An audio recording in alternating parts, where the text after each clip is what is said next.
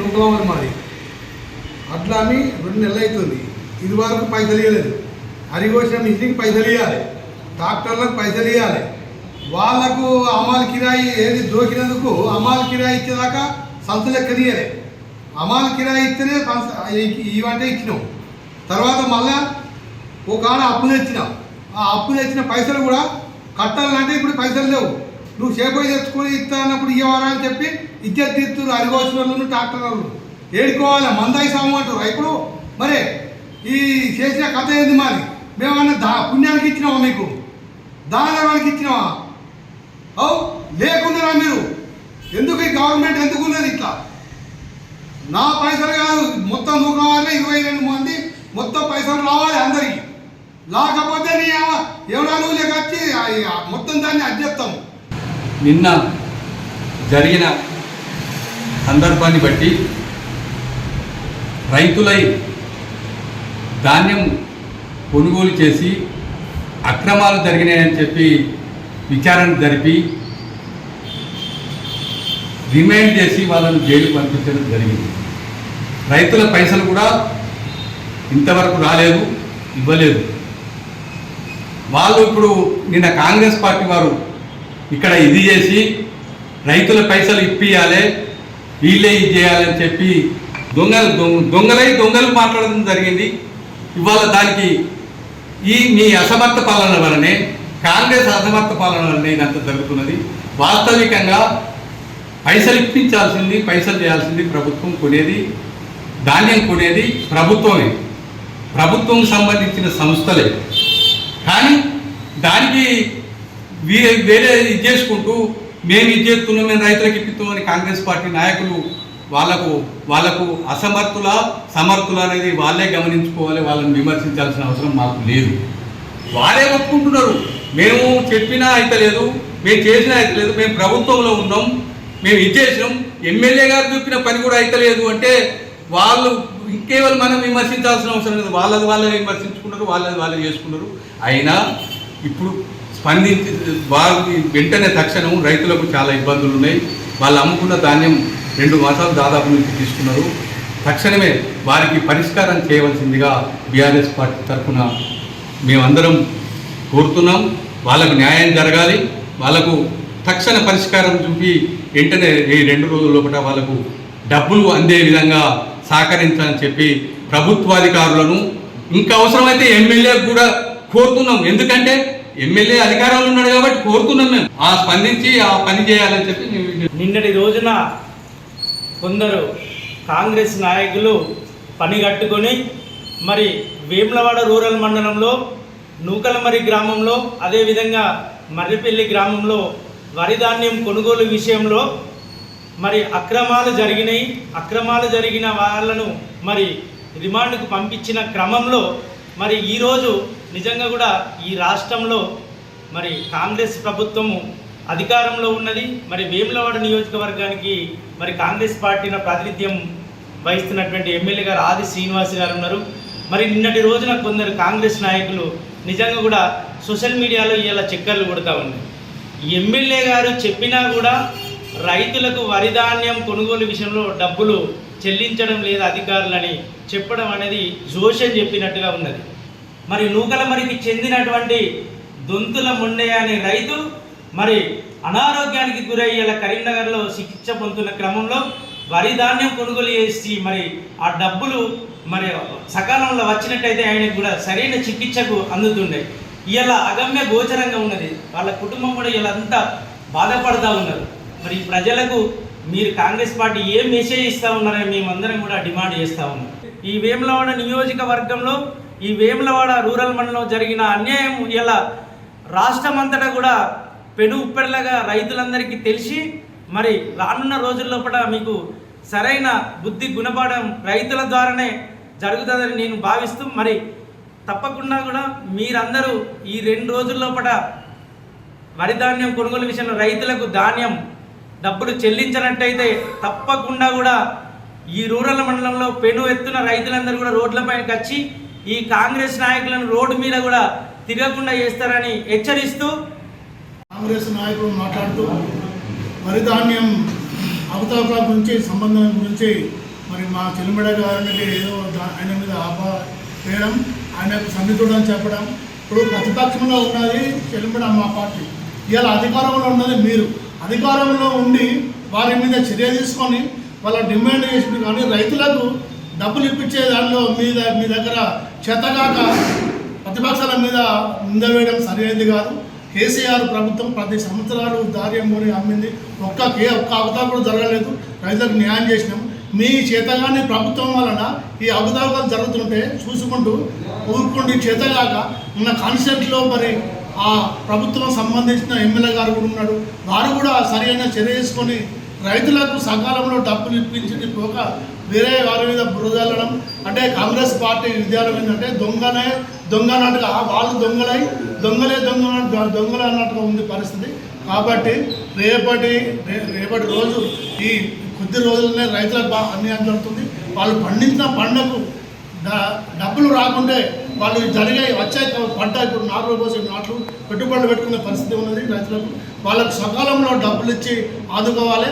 లేకుంటే మా టీఆర్ఎస్ తరఫున రేపు రైతులను కదిలించి మొత్తం రోడ్డు మీద పెద్ద ఎత్తున ధర్నా చేసి మొత్తం వాళ్ళకు రైతులకు డబ్బు ఇచ్చేదాకా వదిలేదు లేదని రోజు కాంగ్రెస్ పార్టీ మండల నాయకులు అందరూ కలిసి మా యొక్క బీఆర్ఎస్ పార్టీ మీద లేనిపోని ఆవరణాలు, వాళ్ళకి చేతగాని ధనాన్ని వాళ్ళు ఒప్పుకోగా మా పార్టీ మీద బురదలాలని చూసిరు. ఈ విషయాన్ని ప్రజలు, రైతులు అందరు గమనిస్తున్నారు. వడ్లను ఒక రైతు మార్కెట్కి తీసుకొచ్చి అవి జోకి ట్రక్ సీట్ రెడీ అయ్యి అక్కడ డెలివరీ అయ్యి ఇవన్నీ ఎవరి ఆధ్వర్యంలో జరుగుతాయి? ప్రభుత్వము ఎఫ్సిఐ ద్వారా జరుగుతాయి. దానికి అన్ని శాఖలు వాళ్ళ చేతిలో ఉన్నాయి. అన్ని శాఖలు వాళ్ళ ద్వారానే నడిచినప్పుడు ఎవరు దొంగలు? ఎవరు మా ప్రతిపక్షంలో ఉన్నోళ్ళే దొంగలా, లేకపోతే ప్రభుత్వ పక్షంలో ఉన్నోళ్ళు దొంగలా? వాళ్ళు గ్రహించుకొని ఎవరిని మాట్లాడుతున్నారు, ఏం మాట్లాడుతున్నారు అనేది ఒకసారి ఆలోచించుకొని మాట్లాడాలి. ఎమ్మెల్యే గారు చెప్పినా ఇంటి లేరు అంటే ప్రభుత్వ అధికారులు మరి ఎమ్మెల్యే చేతిలో లేరా, లేకపోతే ఎమ్మెల్యే చెప్తే వింటలేరా? అంతా కూడా మజావేసి లేకుండా వ్యవహారం నడుస్తున్నది అంటే ఇది దేనికి పరిణామం కనిపిస్తుందో ఆలోచించుకోవాలి. ఏది ఏమైనా అనడం, రైతులకు పండించిన పంటకు ఖచ్చితంగా వాళ్ళు ఏదైతే ఉందో వాళ్ళకి అన్ని మొదటి నుండి పంట వేసిన నుంచి యూరియా ఉన్నది, తర్వాత నీళ్ళు ఉన్నాయి, తర్వాత మార్కెట్కి వస్తే అమ్మితే వీటికి వడ్లకు రేటు ఉన్నది. బత్తకు 4 కిలో 5 కిలో ఎక్స్ట్రా జోకుతారు. జోకిన తర్వాత పోయినది ఎత్తుకపోతారు. ఇది ఎక్కడున్నాం? అడవిలో ఉన్నామా లేకపోతే ప్రజాస్వామ్యంలో ఉన్నామా? ప్రజలు ఏం ఆలోచిస్తున్నారు ఏందో అనేది అన్నీ గమనిస్తున్నారు. మీరు చేసే పనులన్నీ రాబోయే కాలంలో తప్పకుండా మీకు బుద్ధి చెప్తారు. ఇది ఇట్లా పరిష్కారం కాకపోతే మేము మండల ఆధ్వర్యంలో, రూరల్ మండల ఆధ్వర్యంలో పెద్ద ఎత్తున మేము ధర్నా చేయడం కానీ, రైతులను మేల్కొలు కానీ, కలెక్టరేట్ ముట్టడి చేయడానికి కూడా సిద్ధంగా ఉన్నాం.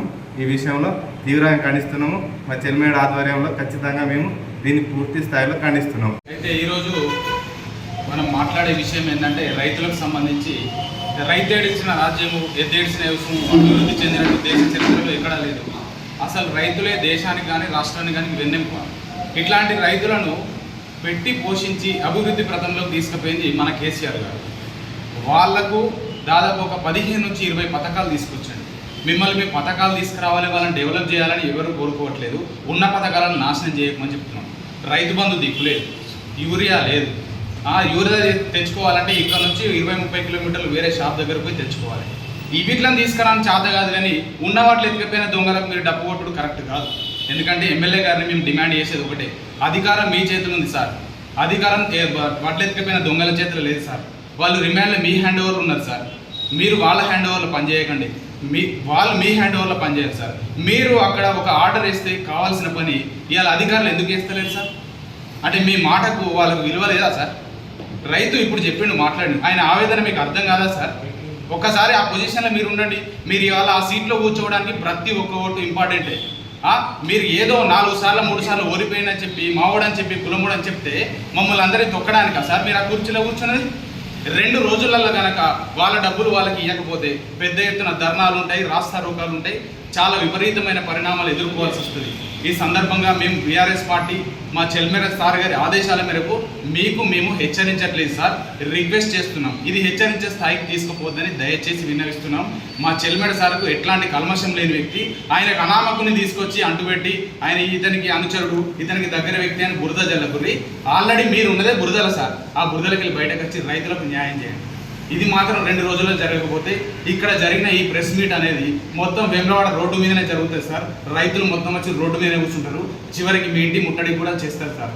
మీరు ఏదో పోలీసులను తీసుకొని వచ్చి మా ఇంటి చుట్టూ పెట్టుకుంటా అంటే కలవ సార్, మళ్ళీ మిమ్మల్ని గద్దె దించే స్థాయి వస్తుంది, మీరు గద్దె దిగే పరిణామాలు కూడా ఎదుర్కొంటారు సార్. ఖచ్చితంగా ఇప్పుడు నేను చేసే రిక్వెస్ట్ ఏంటంటే రైతులకు మాత్రం మీరు న్యాయం చేయండి, ఆ డబ్బులను 2 రోజుల్లోగా రిలీజ్ చేసి వాళ్ళకు ఉపశమనం ఇవ్వండి సార్, ఇది అని విన్నవిస్తున్నాను. నిన్నటి రోజున వేములవాడ రూరల్ మండల్ కాంగ్రెస్ నాయకులు దొంగ అన్నట్టుగా బీఆర్ఎస్ పార్టీ నాయకుల మీద బురద జల్లే ప్రయత్నం చేసిరు.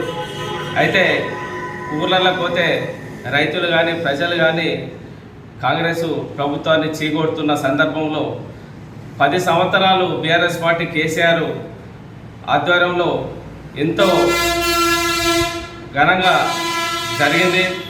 రైతులు కానీ ప్రజలు కానీ సంతోషంగా ఉన్నారు. ఇవాళ మీరు వచ్చి 2.5 సంవత్సరాలలో మీకు చెడ్డ పేరు వస్తుందని, అదేదో మా చెల్మెడ లక్ష్మీనరసింహరావు గారి మీద బురద చల్లడానికి ఆయనకు మంచి పేరు వస్తుందని, ఆయన ప్రియ శిష్యుడు అని ఏదో అని చెప్పి బురద చల్లుతారు. మా నాయకుడు మచ్చలేని నాయకుడు మధుకర్ అన్నటువంటి వ్యక్తి మా బీఆర్ఎస్ పార్టీ కార్యకర్త కాదు, అసలు మాకు సంబంధమే లేదు. మీరు ఏదో వెనకడ ఒక సామెత ఉండే, పెళ్ళి చేసిన తర్వాత పిల్లలు కాకపోతే ఆ పంతులు పోయి కొట్లాట చేసినట్టున్నది.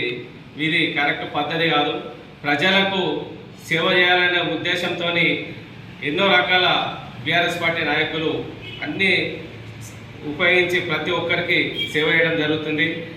మీరు ఇట్లాంటి లేనిపోని దుష్ప్రచారాలు చేసినట్టయితే మా బీఆర్ఎస్ పార్టీ నాయకులు ఎట్టి పరిస్థితుల్లో ఊరుకునేది లేదు. మీరు గమనించి 2 రోజులలో ప్రతి రైతుకు పైసలు వేసే విధంగా చూడాలి. ఇంకొక విషయము మాట్లాడేది, నేను ఇంకొక నాయకుడు లోకల్ టౌన్లో అక్రమంగా ఇల్లు కడుతున్నారంటే మీ ప్రభుత్వం ఉన్నది, కమిషనర్ మీ ఆధ్వర్యంలో ఉంటాడు, చైర్మన్ మీ కాంగ్రెస్ పార్టీ నాయకుడు చైర్మన్. మరి అక్రమంగా ఇల్లు కడితే మీరు ఏం చేస్తున్నట్టు, మీ అధికారులు ఏం చేస్తున్నట్టు? అంటే మీరు దానికి ఏమైనా డబ్బులు తీసుకొని ఇట్లా మీరు వ్యవహారం చేస్తున్నారా, అది తెలపాలి. రెండోది, అధికారంలో ఉన్నోళ్ళే ఎమ్మెల్యే చెప్పిన కలెక్టర్ ఇంటలేదంటే మరి మీ పాలన ఎటుపోతుంది? ఇది చేతగాని ప్రభుత్వం కాదా? దీనికి పెద్దలు ప్రభుత్వం వైపు ఆది శ్రీనివాస్ గారు మీరు చర్య తీసుకొని, ఎంత ఎవరైనా కానీ ఏ పార్టీ సంబంధించిన వారు కానీ దీంతో దోషులుగా ఉంటే వాళ్ళను కఠినంగా శిక్షించి రైతులకు పైసలు పడే విధంగా చూడాల్సిన బాధ్యత మీ పైన ఉందని తెలియజేస్తూ మరొకసారి హెచ్చరిస్తున్నాము. బీఆర్ఎస్ పార్టీ చెల్మెడ లక్ష్మీనరసింహరావు గారు ఎలాంటి మచ్చలేని నాయకుడు, ఆయన సేవ చేయడానికే వచ్చిండు తప్ప డబ్బులు సంపాదించడానికి కాదు. ఆయన ఎవరిని కూడా సహించాడు. ఒకవేళ ఏదన్నా చిల్లర పనులు చేస్తే కూడా ఇదేం పద్ధతి అని ఖండించే వ్యక్తి. అలాంటి వ్యక్తి మీద దుష్ప్రచారాలు చేసినట్టయితే ఎట్టి పరిస్థితిలో మా నాయకులు కానీ మా కార్యకర్తలు కానీ ఎట్టి పరిస్థితిలో ఊరుకోము. మీ చేత కానీ తనాన్ని మా మీద రుద్దడానికి ప్రయత్నం చేయకండి. మీరు ఇప్పటికీ 3 సంవత్సరాల ఇచ్చిన హామీలలో ఏ ఒక్కటి కూడా నెరవేర్చకుండా మీరు మేము అన్నీ ఇచ్చినామని మీకు మీరే జబ్బలు కొట్టుకోవడం జరుగుతుంది తప్ప మీరు చేసింది ఏం లేదు, ప్రజలకు చేసింది కూడా ఏం లేదు, శూన్యము. మీరు 2 రోజులలో ఎట్టి పరిస్థితుల్లో రైతులకు డబ్బులు వచ్చే విధంగా చూడాల్సిన బాధ్యత మీపై ఉందని తెలియజేస్తూ ఈ కార్యక్రమానికి వచ్చిన మా నాయకులందరికీ పేరు పేరున ప్రత్యేక ధన్యవాదాలు తెలియజేస్తూ ముగిస్తున్నా.